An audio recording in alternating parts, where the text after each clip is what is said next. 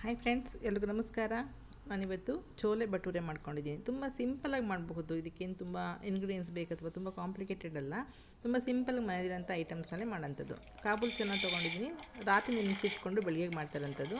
ನೀವು ಸಾಯಂಕಾಲ ಮಾಡ್ತೀನಿ ಅಂದರೆ ಬೆಳಗ್ಗೆ ನೆನೆಸಿಟ್ಕೊಳ್ಳಿ. ಇನ್ನೂ ಬೇಗ ಆಗಬೇಕಂದ್ರೆ ಬಿಸಿನೀರಲ್ಲಿ ನೆನೆಸಿಟ್ಕೊಳ್ಬೋದು. ಒಂದು 7-8 ಗಂಟೆ ನೆಂದರೆ ಬೇಗ ಆಗುತ್ತೆ. ಅದಕ್ಕೆ 1 ಕಪ್ಪು ಚೋಲೆ ತೊಗೊಂಡ್ರೆ ಒಂದು 3 ಕಪ್ಪಷ್ಟು ನೀರು ಹಾಕ್ಕೊಳ್ಬೇಕಾಗತ್ತೆ. ನಾನು ಅದ್ರ ಜೊತೆಗೇ 2 ಆಲೂಗೆಡ್ಡೆನ ಸಿಪ್ಪೆ ತೆಗೆದು ಹಾಕ್ಕೊಳ್ತಾ ಇದ್ದೀನಿ. 2 ಪಲಾವ್ ಎಲೆ ಕೂಡ ಹಾಕ್ಕೊಳ್ತಾ ಇದ್ದೀನಿ ಫ್ಲೇವರ್ಗೆ. ಅದು ಬೆಂದಂಥ ಪಲಾವ್ ಎಲೆನ ತೆಗೆದಿಡೋಣ.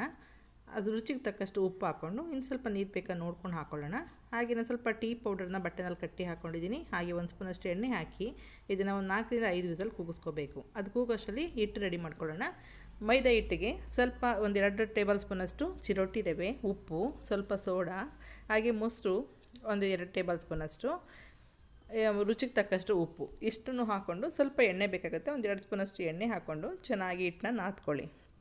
ಕಲಸಿ ಒಂದು ಸ್ವಲ್ಪ ಇಡಿ. ನಾವು ಮಸಾಲೆ ಎಲ್ಲ ರೆಡಿ ಮಾಡೋಷ್ಟರಲ್ಲಿ ಹಿಟ್ಟು ಕೂಡ ನೆನೆಯುತ್ತೆ. ಒಂದು 20 ನಿಮಿಷ ನೆನೆದು ಸಾಕು. ತುಂಬ ಚೆನ್ನಾಗಿರುತ್ತೆ.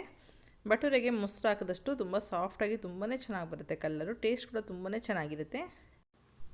ಎಷ್ಟು ಅವಶ್ಯಕತೆ ಇದೆ ಅಷ್ಟು ನೀರನ್ನ ಹಾಕ್ಕೊಂಡು ಚಪಾತಿ ಹಿಟ್ಟಿನ ಅದಕ್ಕೆ ಕಲಸಿ ಇಡಬೇಕಾಗತ್ತೆ. ಒಂದು ಸ್ವಲ್ಪ ಚೆನ್ನಾಗಿ ನಾದ್ಕೊಳ್ಳಿ. ರವೆ ಹಾಕಿರೋದ್ರಿಂದ ಇನ್ನೂ ಹಿಟ್ಟು ಹರಳುತ್ತೆ.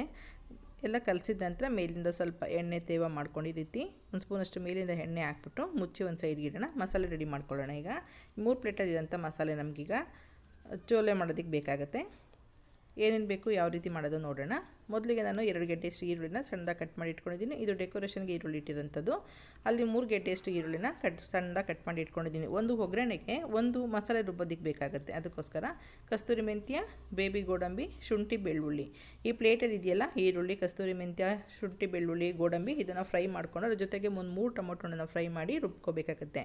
ಸಹಜೀರ ತೊಗೊಂಡಿದ್ದೀನಿ ಸ್ವಲ್ಪ, ಒಂದು ಮರಾಠ ಮೊಗು, ಒಂದು ಏಲಕ್ಕಿ, ಸೋಂಪು, ಲವಂಗ, ಅನಾನಸ್ ಹೂವು, ಇದು ಜಾಕಾಯಿ ತುಂಬಾ ಒಳ್ಳೆ ಟೇಸ್ಟ್ ಕೊಡುತ್ತೆ. ಸ್ವಲ್ಪ ಇದ್ರೆ ಹಾಕ್ಕೊಳ್ಳಿ. ಹಾಗೆ ಕಲ್ಲು ಹೂವು ಇದು, ಹಾಗೆ ಸ್ವಲ್ಪ ಚಕ್ಕೆ, ಒಂದು 4 ಕಾಳಷ್ಟು ಮೆಂತ್ಯ, ಹಾಗೆ ಮೆಣಸು ತೊಗೊಂಡಿದ್ದೀನಿ. ಇಷ್ಟನ್ನು ನಾವು ಫ್ರೈ ಮಾಡ್ಕೋಬೇಕಾಗತ್ತೆ. ಇಲ್ಲಿ ಕೊನೆಯಲ್ಲಿ ಹಾಕೊಳ್ಳೋದಕ್ಕೆ ಶುಂಠಿ, ಹಸಿಮೆಣಸಿಕಾಯಿ, ನಿಂಬೆಹಣ್ಣು ರಸ, ಹಾಗೆ ಕಸ್ತೂರಿ ಮೆಂತ್ಯ ತೊಗೊಂಡಿದ್ದೀನಿ. ಈಗ ಮೊದಲಿಗೆ ಒಂದು ಪ್ಯಾನ್ಗೆ ಸ್ವಲ್ಪ ಎಣ್ಣೆ ಹಾಕ್ಕೊಂಡು ಶುಂಠಿ, ಬೆಳ್ಳುಳ್ಳಿ, ಈರುಳ್ಳಿ ಎಲ್ಲ ಹಾಕ್ಕೊಂಡು ಸ್ವಲ್ಪ ಫ್ರೈ ಮಾಡ್ಕೊಳ್ಳೋಣ. ಈ ಮಸಾಲೆ ಈ ರೀತಿ ರುಬ್ಬಿ ನೀವು ಇಟ್ಕೊಬಿಟ್ರೆ ಯಾವಾಗ ಬೇಕಾದ್ರೂ ನೀವು ಬೇರೆ ಏನು ಬೇಕಾದ್ರೂ ಇದಕ್ಕೆ ಪನ್ನೀರು ಅಥವಾ ಬೇಬಿ ಪೊಟ್ಯಾಟೊ ಈ ರೀತಿ ಎಲ್ಲ ಕೂಡ ಮಿಕ್ಸ್ ಮಾಡಿ ಮಾಡ್ಕೊಳ್ಬಹುದು. ನಿಮ್ಮ ಟೈಮ್ ಇದ್ದಾಗ ಈ ರೀತಿ ಮಸಾಲೆ ಕೂಡ ರೆಡಿ ಮಾಡಿ ಇಟ್ಕೊಳ್ಬಹುದು. ಎಲ್ಲನೂ ಸ್ವಲ್ಪ ಎಣ್ಣೆ ಹಾಕಿ ಸ್ವಲ್ಪ ಟ್ರಾನ್ಸ್ಪರೆಂಟ್ ಆಗೋ ತನಕ ಫ್ರೈ ಮಾಡಿದ್ರೆ ಸಾಕು. ನಂತರ ಟೊಮೊಟೊ ಹಾಕಿ, ಟೊಮೊಟೊ ಸ್ವಲ್ಪ ಸಾಫ್ಟ್ ಆಗಬೇಕು, ಅಲ್ಲಿವರೆಗೂ ಫ್ರೈ ಮಾಡ್ಕೋಬೇಕಾಗತ್ತೆ.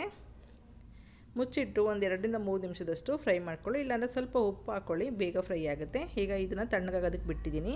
ಈಗ ಮಿಕ್ಸಿಯಲ್ಲಿ ರುಬ್ಕೊಳ್ಳೋದಕ್ಕಿಂತ ಮುಂಚೆ ಒಂದು 4-5 ವಿಸಲ್ ಕೂಗಿಸ್ಕೊಂಡಿದ್ದೀವಲ್ಲ ಕಾಳು ಮತ್ತು ಆಲೂಗೆಡ್ಡೆನ, ಅದನ್ನು 1 ಸ್ಪೂನಷ್ಟು ಹಾಕ್ಕೊಂಡು ರುಬ್ಬಿ ಟೇಸ್ಟ್ ತುಂಬಾ ಚೆನ್ನಾಗಿರುತ್ತೆ. ಇದು ಟೀ ಪುಡಿನ ಬಟ್ಟೆನಲ್ಲಿ ಕಟ್ಟಿ ಹಾಕಿದೆ, ಸ್ವಲ್ಪ ಕಲರ್ ಬಿಡಲಿ ಅಂತೇಳಿ. 1-2 ಸ್ಪೂನಷ್ಟು, 2 ಟೇಬಲ್ ಸ್ಪೂನಷ್ಟು ಕಾಳು ಮತ್ತು ಬೇಯಿಸಿರೋಂಥ ಆಲೂಗೆಡ್ಡೆ ಎರಡನ್ನೂ ಹಾಕ್ಕೊಂಡು ಸ್ವಲ್ಪ ನೀರು ಹಾಕಿ ನುಣ್ಣಗೆ ಪೇಸ್ಟ್ ಮಾಡ್ಕೊಳ್ಳೋಣ. ಈ ರೀತಿ ಮಾಡೋದ್ರಿಂದ ಟೇಸ್ಟು ಚೆನ್ನಾಗಿರುತ್ತೆ. ಗ್ರೇವಿ ಕೂಡ ತುಂಬ ಜನಕ್ಕಾಗುತ್ತೆ, ತುಂಬ ಜಾಸ್ತಿ ಒದಗುತ್ತೆ. ತುಂಬ ಟೇಸ್ಟಿಯಾಗಿರೋಂಥ ಗ್ರೇವಿ ಕೂಡ ರೆಡಿ ಆಗುತ್ತೆ. ನಾವು ಇಲ್ಲಿ ಒಂದು ಪ್ಯಾನ್ಗೆ ಸ್ವಲ್ಪ ಎಣ್ಣೆ, ಬೆಣ್ಣೆ, ಹಾಗೆ ಪಲಾವ್ ಎಲೆ, ಹೆಚ್ಚಿರೋಂಥ 1 ಗೆಡ್ಡೆ ಸಣ್ಣದಾಗಿ ಹೆಚ್ಚಿರೋಂಥ ಈರುಳ್ಳಿ, ಸ್ವಲ್ಪ ಹಳದಿ ಪುಡಿ, ಕಸ್ತೂರಿ ಮೆಂತ್ಯ ಎಲ್ಲ ಹಾಕ್ಕೊಂಡು ಈ ರೀತಿ ಫ್ರೈ ಮಾಡ್ಕೋಬೇಕಾಗತ್ತೆ. ಈಗ ಈ ಮಸಾಲೆ ಪುಡಿಗಳೇನು ಬೇಕೋ ಅದನ್ನೆಲ್ಲ ಇವಾಗಲೇ ಹಾಕ್ಕೊಳ್ಳೋಣ. ಧನಿಯಾದ ಪುಡಿ, ಖಾರದ ಪುಡಿ ಎರಡೂ ಇದರಲ್ಲೇ ಮಿಕ್ಸ್ ಆಗಿದೆ. ಚಿಕನ್ ಮಸಾಲ ಅದು. ಸ್ವಲ್ಪ ಹಿಂಗೆ ಹಾಕ್ಕೊಳ್ತಾ ಇದ್ದೀನಿ. ಸ್ವಲ್ಪ ಖಾರದ ಪುಡಿ ಕೂಡ ಹಾಕ್ಕೊಳ್ತಾ ಇದ್ದೀನಿ.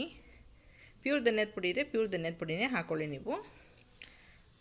ಈ ಥರ ಹಾಕೋದ್ರಿಂದ ಪುಡಿಗಳನ್ನೆಲ್ಲ ತುಂಬಾ ಚೆನ್ನಾಗಿರುತ್ತೆ ಕಲ್ಲರು. ನೀವು ಹಸಿಮೆಣಸಿನಕಾಯಿ ಕೂಡ ನೀವು ಟೊಮೊಟೊ ಈರುಳ್ಳಿ ಜೊತೆ ಫ್ರೈ ಮಾಡಿ ಹಾಕ್ಕೊಳ್ಬಹುದು. ಆದರೆ ರೆಡ್ ಚಿಲ್ಲಿ ಪೌಡರ್ನ ಈ ರೀತಿ ಎಣ್ಣೆನಲ್ಲಿ ಫ್ರೈ ಮಾಡೋದ್ರಿಂದ ಇನ್ನೂ ಟೇಸ್ಟ್ ಚೆನ್ನಾಗಿರುತ್ತೆ, ಸ್ಮೆಲ್ಲು ಕೂಡ ತುಂಬಾ ಚೆನ್ನಾಗಿರುತ್ತೆ. ಈ ರೀತಿ ಮಿಕ್ಸ್ ಮಾಡಿ ನಂತರ ನಾವು ಕಾಳೆಲ್ಲ ಬೇಯಿಸಿ ಇಟ್ಕೊಂಡಿದ್ದೀವಲ್ಲ ಅದನ್ನು ಹಾಕ್ಕೊಳ್ಬೇಕಾಗತ್ತೆ. ಮಸಾಲೆ ಎಲ್ಲ ಹಾಕಿದ ನಂತರ 1 ನಿಮಿಷ ಕುದಿಸ್ಕೊಳ್ಳೋಣ. ಮಿಕ್ಸ್ ಮಾಡಿಕೊಂಡು ಮಿಕ್ಸಿ ಜಾರೆಲ್ಲ ತೊಳೆದು ಎಷ್ಟು ಹದ ಬೇಕು ನೋಡಿಕೊಂಡು ನೀವು ನೀರನ್ನ ಹೆಚ್ಚಿಸ್ಕೊಳ್ಳಿ. ಈಗ ಕಾಳು, ಆಲೂಗೆಡ್ಡೆ ಬೇಯಿಸಿದ್ದೀವಲ್ಲ ಅದನ್ನು ಹಾಕ್ಕೊಳ್ತಾ ಇದ್ದೀನಿ. ಹಾಕ್ಕೊಂಡು ಇದು ಎಲ್ಲ ಚೆನ್ನಾಗಿ ಬೆಂದಿರೋದ್ರಿಂದ ಒಂದು 4-5 ನಿಮಿಷ ಲೋ ಫ್ಲೇಮ್ನಲ್ಲಿ ಕುದಿಸ್ಕೊಂಡೆ ಸಾಕು, ಗ್ರೇವಿ ರೆಡಿ ಆಗುತ್ತೆ. ಎಷ್ಟು ಚೆನ್ನಾಗಿದೆಯಲ್ಲ. ಈಗ ನೋಡಬೇಕಾದ್ರೆ ನಿಮಗೆ ತೆಳು ಅನಿಸುತ್ತೆ. ಒಂದು 5 ನಿಮಿಷ ಬಿಟ್ಟು ಸರ್ವ್ ಮಾಡೋಷ್ಟರಲ್ಲಿ ನಾವು ಕಾಳೆಲ್ಲ ರುಬ್ಬಿರೋದ್ರಿಂದ ಬೇಗ ಗಟ್ಟಿ ಬರುತ್ತೆ ಗ್ರೇವಿ. ಕೊನೆಯಲ್ಲಿ ಶುಂಠಿ, ಹಸಿಮೆಣಸಿನ್ಕಾಯಿ, ಸ್ವಲ್ಪ ಕಸ್ತೂರಿ ಮೆಂತ್ಯ ಹಾಕ್ಕೊಳ್ತಿದ್ದೀನಿ. ಶುಂಠಿ ಅಂತ ತುಂಬಾ ಒಳ್ಳೆ ಫ್ಲೇವರ್ ಕೊಡುತ್ತೆ. ಶುಂಠಿ ಮತ್ತು ಹಸಿಮೆಣಸಿನ್ಕಾಯಿ, ಸ್ವಲ್ಪ ಒಂದು ಅರ್ಧ ಹೋಳಷ್ಟು ನಿಂಬೆಹಣ್ಣು ರಸ ಹಾಕ್ಕೊಳ್ತಾ ಇದ್ದೀನಿ. ಕೊನೆಯಲ್ಲಿ ಒಂದು ಸ್ಪೂನಷ್ಟು ಬೆಣ್ಣೆ ಕೂಡ ಹಾಕ್ಕೊಳ್ತಿದ್ದೀನಿ. ನಿಮ್ಮ ಹತ್ರ ಕ್ರೀಮ್ ಇದೆ, ಕ್ರೀಮ್ ಕೂಡ ಹಾಕ್ಕೊಳ್ಬಹುದು. ಕ್ರೀಮ್ ಇಲ್ಲದಿರೋ ಕಾರಣ ನಾನು ಬೆಣ್ಣೆನೇ ಉಪಯೋಗಿಸ್ಕೊಂಡಿದ್ದೀನಿ. ಗ್ರೇವಿ ರೆಡಿ ಆಯಿತು. ಒಂದು ಸೈಡು ಸ್ಟವ್ ಆಫ್ ಮಾಡಿ ಇಟ್ಟಿದ್ದೀನಿ. ಈಗ ಬಟೋರೆನ ರೆಡಿ ಮಾಡ್ಕೊಳ್ಳೋಣ. ಇನ್ನೊಂದು ಸಲ ಹಿಟ್ಟನ್ನು ನಾದ್ಕೊಳ್ತಾ ಇದ್ದೀನಿ. ಒಂದು 20 ನಿಮಿಷ ನೆಂದಿದೆ.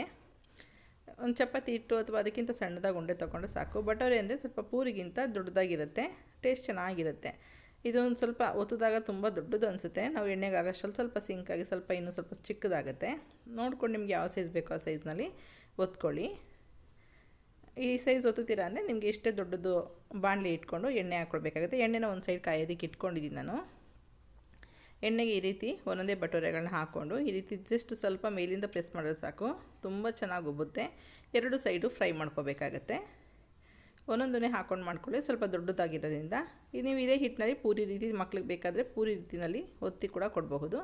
ನೋಡಿ ಎಷ್ಟು ಗಟ್ಟಿಯಾಗಿದೆ ಗ್ರೇವಿ. ಮೊದಲು ತುಂಬಾ ತೆಳುವಾಗಿತ್ತಲ್ವ, ಒಂದು 5 ನಿಮಿಷ ಬಿಟ್ಟು ಸಾಕು, ತುಂಬ ಗಟ್ಟಿ ಬರುತ್ತೆ. ಈ ಗ್ರೇವಿ ಮಿಕ್ತು ಅಂದರೆ ಸಾಯಂಕಾಲಕ್ಕೆ ಚಪಾತಿ ಜೊತೆಗೆ ಸರ್ವ್ ಮಾಡ್ಬೋದು, ದೋಸೆ ಇಡ್ಲಿ ಜೊತೆಗೂ ಚೆನ್ನಾಗಿರುತ್ತೆ.